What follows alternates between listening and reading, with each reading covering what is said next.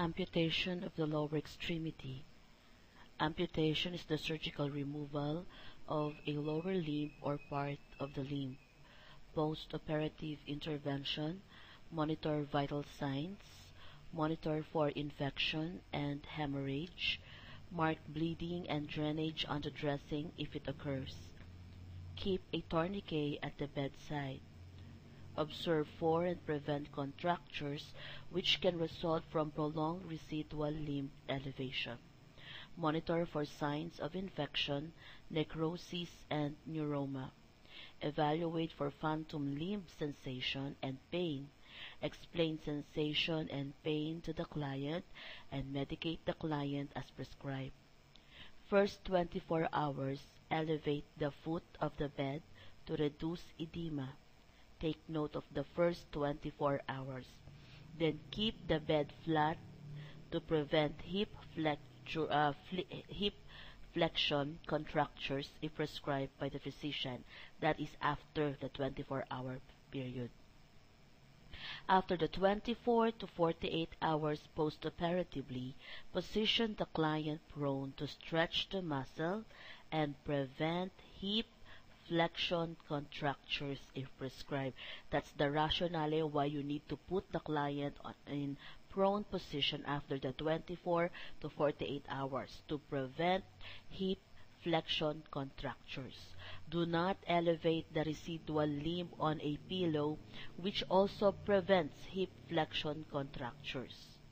Maintain surgical application of dressing, elastic compression, wrap, or elastic stump for the residual limb, as prescribed to reduce the swelling and minimize pain, and mold the residual limb in preparation for prosthesis. Wash the stump with mild soap and water and dry completely. Massage the skin towards the suture line to mobilize scar and prevent its adherence to underlying bone.